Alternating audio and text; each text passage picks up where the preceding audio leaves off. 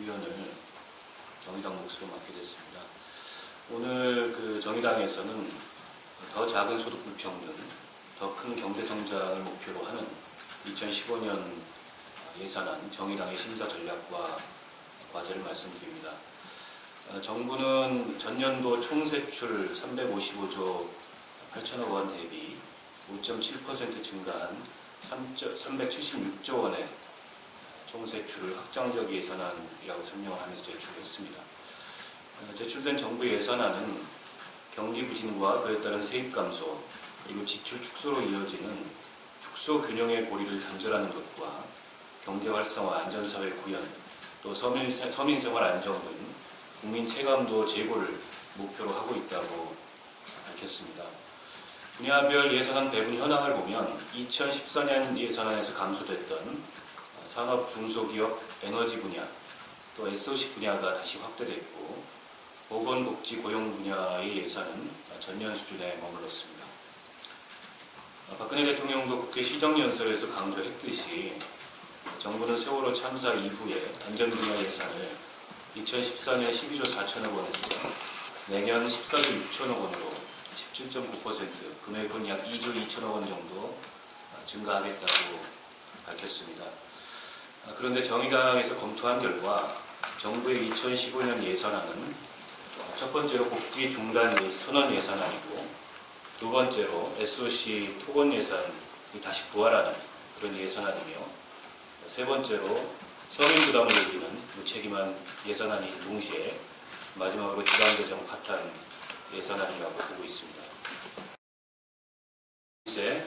상속증여세, 그리고 종합부동산세 이런 직접세 세목들의 10%에서 20%의 추가 가산세를 붙임으로 인해서 연간 최대 20조의 사회복지세를 확보함으로써 그렇게 조성된 재원은 복지 지출에만 한정해서 쓰는 그런 목적세로 사회복지세를 추진할 생각입니다. 기존의 직접세 구조가 누진적 구조로 설계되어 있기 때문에 당연히 이 사회복지세를 기존 직접세의 서택스 방식으로 부과를 하게 되면 부자가 특히 기업에 늘어난 사내유고, 기업저축에 대한 과세 문제가 굉장히 중요한 쟁점으로 대두됐는데요. 제가 이미 대표 발의를 했습니다만 비금융기업의 늘어난 사내유고 운영을 통한 금융소득에 대해서 추가로 10%, 법인세 10%를 과세함으로써 실질적으로 늘어난 사내유고를 해소할 수 있는 그런 방안을 추진하겠습니다. 세출 조정 방안 차원에서 두 번째 예산안 심사 전략은 중단 없는 복지 예산 편성과 고용 안정을 추진하는 것입니다. 이번에 8.5% 복지 예산이 증액됐다고 하지만 대부분 의무 지출 부분이 증액되는 것이고 박근혜 대통령의 대선 공약이었던 고교 무상교육 예산은 단 한 푼도 포함되지 않았습니다. 뿐만 아니라 지금 전국적으로 보편적 복지 차원에서 추진되고 있는 무상급식 예산은 지금 4년째 단 한 푼도 중앙정부에서 편성이 되지 않고 있는 상황입니다. 이런 예산들을 포함해서 실질적으로 복지를 확대하는 그런 중단 없는 복지 예산이 편성되도록 하겠습니다. 아울러서 고용 안정과 관련해서도 2015년까지 공공부문의 비정규직을 정규직화하겠다는 정부 계획이 있었습니다만 내년도 예산안에 공공부문의 비정규직 정규직 전환 예산이 단 한 푼도 보이지 않습니다. 이런 부분들에 대한 증액 요구를 통해서 사실상 고용 안정을 추진하는 그런 예산안 심사를 하겠다는 말씀을 드리고요. 세 번째 전략으로 짜깁기가 아닌 실질적인 안전 예산을 확보하겠습니다. 정부 안전 예산 증액 부분을 보면 상당 부분이 하드웨어적인 증액이 많습니다.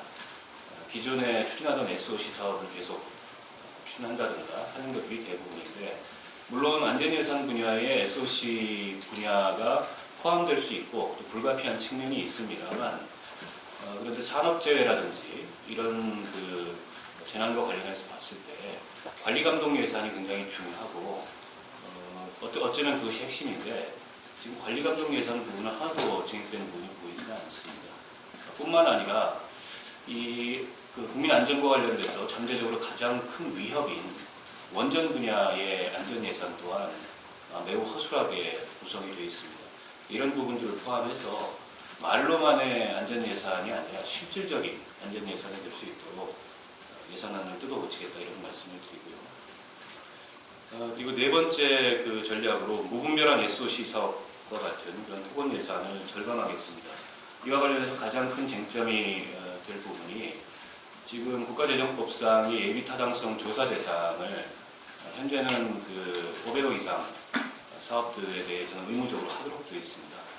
기획재정부에서는 이걸 1000억 이상으로 확대해서 늘어난 국가재정 규모에 맞게 예타제도도 승복했다라고 얘기를 하고 있는데, 그럴 경우에 그 낭비성 지출이 굉장히 늘어날 가능성이 높다는 것입니다. 실제로 예비타당성 그 조사제도 운영을 통해서 이 비용 대비 그 편익 분석을 통해서 타당성이 떨어지는 그런 사업들을 굉장히 많이 걸러내고 있는데, 이렇게 예타 기준을 상향 조정하게 되면 검증되지 않은 그런 부실한 사업들이 진행이 되고, 그로 인한 그 재정 지출 낭비가 발생할 소지가 크기 때문에 그런 계약은 반드시 막겠다 말씀을 드리겠고요. 마지막으로 지금 지방재정이 파탄 그 위기에 직면해 있습니다. 복지 디폴트 선언을 하겠다는 얘기도 나오고 있고, 특히 올해 이제 누리과정 예산을 교육청 재정에 포함시킴으로 인해서 지방교육재정이 굉장히 어려운 상황인데, 제가 이제 3대 법안을 내놨습니다. 지방재정 개혁을 위한 3대 법안을 내놨는데,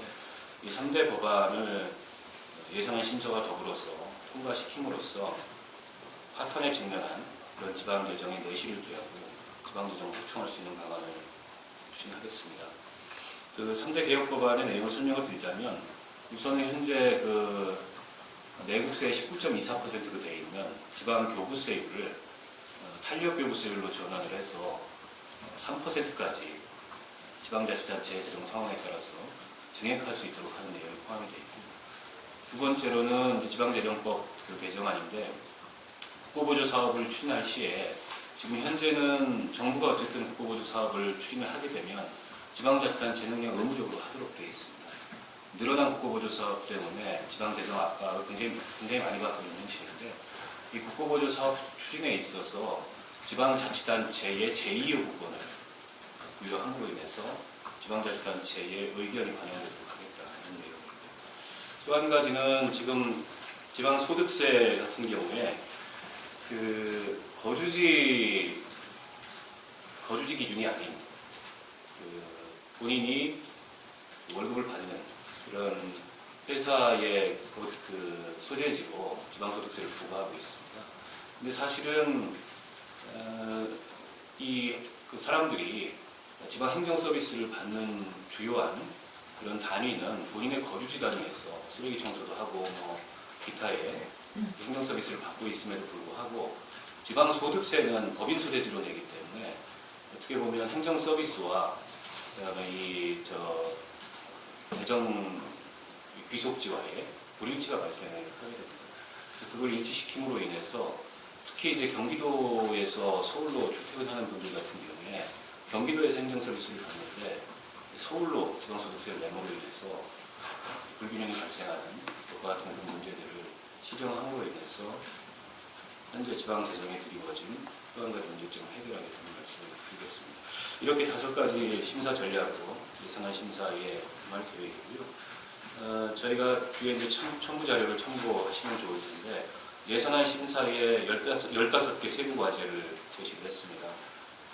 그래서 MB정부의 국고선실 예산, 또 교육예산, 비정규직 예산, 안전예산, 대통령 창조경제 예산, 그리고 세입개혁, 국방개혁, 농업예산, 그리고 대통령 국회의원 등의 고위공직자 임금동력 등의 분야에서 구체적인 예산 삭감과 예산 증액을 추진하겠다는 말씀을 드리겠습니다. 자세한 내용은 지금 배포해드린 심사전략 자료하고 세부 설명 자료를 참고를 해주시고요. 질문이 있으시면 질문 드리겠습니다.